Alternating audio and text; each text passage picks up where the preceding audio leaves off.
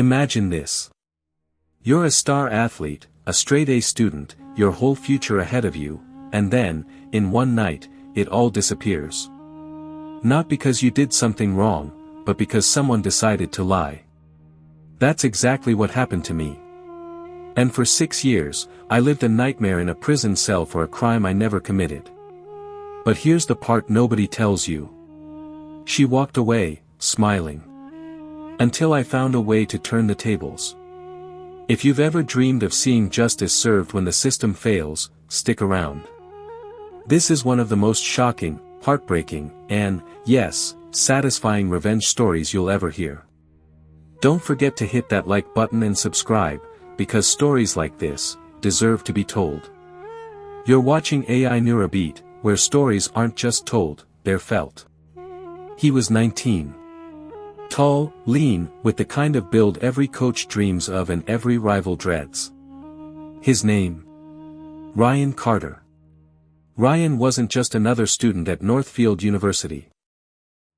He was the student.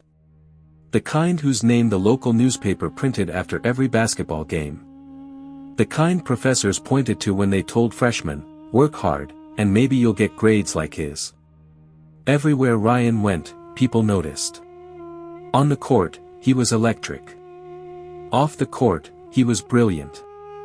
He carried a 3.9 GPA, had scouts eyeing him for the NBA draft, and a full-ride scholarship covering every expense. But it wasn't just talent. Ryan had discipline. Early mornings in the gym, late nights buried in textbooks. No parties, no distractions. His family had scraped their lives together so he could have this chance, and Ryan wasn't about to waste it. His parents' pride radiated at every game. His mom, with her worn jacket and cowbell in hand, screaming his name from the stands. His dad, quieter, but always there, eyes shining with the kind of pride words couldn't capture. Ryan wasn't just chasing a dream.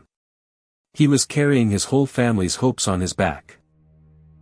But not everyone saw him with admiration. There was her. Melissa Avery. Melissa was in his psychology class. Pretty, sharp, but insecure beneath her polished surface. She noticed how everyone admired Ryan, how professors used his essays as examples, how teammates clapped him on the back after every victory. And envy is a slow poison. It started small.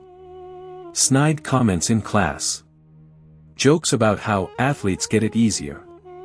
A roll of the eyes whenever professors praised him. Ryan never paid much attention. He was too focused, too determined. But sometimes, he caught her watching. A mixture of fascination and bitterness flickering in her eyes. He didn't know then, he couldn't have known, that those glances were seeds of a nightmare about to bloom. The night it all changed was a blur.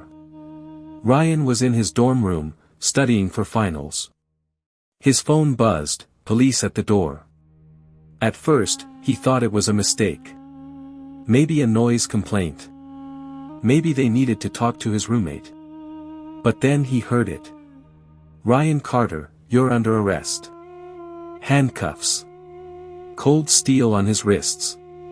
His floormates peeked through half-open doors, whispering, eyes wide. His roommate stammered, "What's going on?" as Ryan was shoved into the hallway. Humiliation burned hotter than fear. By the time they shoved him into the squad car, the whispers had already become a storm. At the station, he learned the accusation, rape. Melissa Avery. The world tilted on its axis. Ryan shouted, begged, pleaded. "I didn't touch her. I've never." But to the cops, it didn't matter. The word was enough. Courtrooms. Headlines. Star athlete accused. The university cut his scholarship. Coaches stopped calling.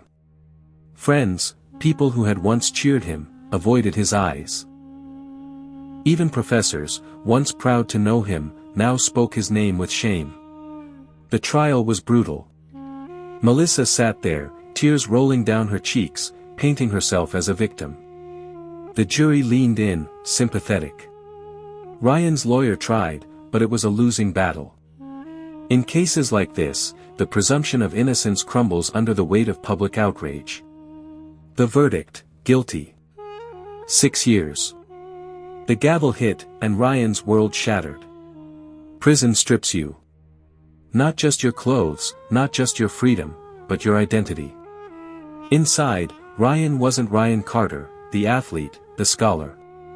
He was just another inmate, another number in a jumpsuit.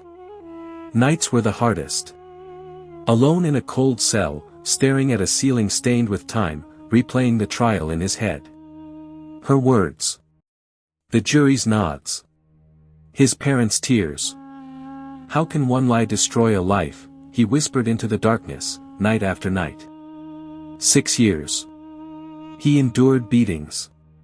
He endured whispers of rapist spat like venom. He endured hopelessness swallowing him whole. But he also endured with resolve. He wouldn't let her win. Finally, release. But freedom wasn't freedom. Probation. Job rejections. Landlords refusing leases. Everywhere he went, he carried the scarlet letter. Criminal. Rapist. Outcast.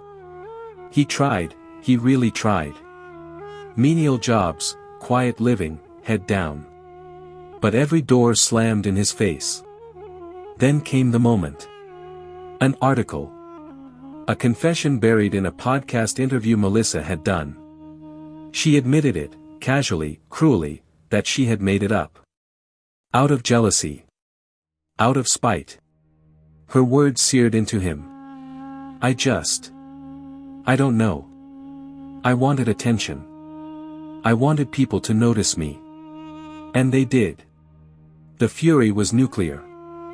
If the system won't punish her, I will. Ryan didn't lash out blindly. He was methodical. 6 years in prison had taught him patience. He started digging. Melissa had built a shiny life, corporate job, social media full of smiles, a fiancé who adored her. Ryan collected everything. Old records, her confession clip, inconsistencies in her college testimonies. He reached out to journalists. He sent anonymous tips.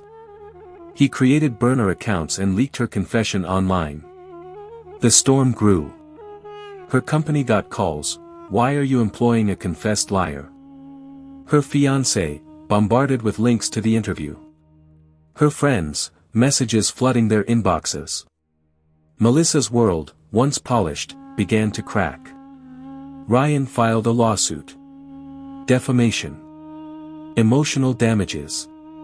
With her confession as evidence, the legal tide shifted. The court of public opinion turned savage. She was doxxed, shamed, cancelled.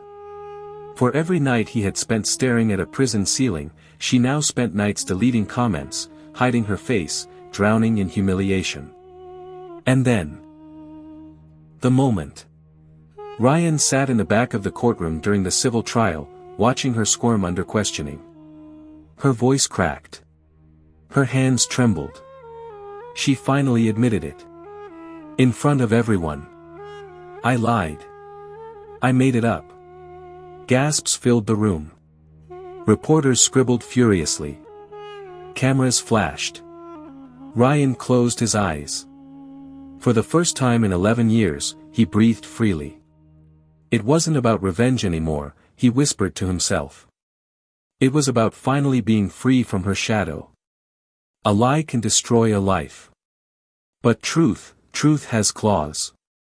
And sometimes, it fights back. Ryan didn't get his lost years back. He didn't get his scholarship, his career, his old life. But he got something else. He got justice. And she got exactly what she deserved. If this story shook you to your core, smash that like button and tell me in the comments, what do you think should happen to people who make false accusations? And don't forget, you're watching AINeuraBeat, where every story takes you deep into the human soul. Subscribe now so you never miss the next one, because trust me, the stories we have coming will hit even harder.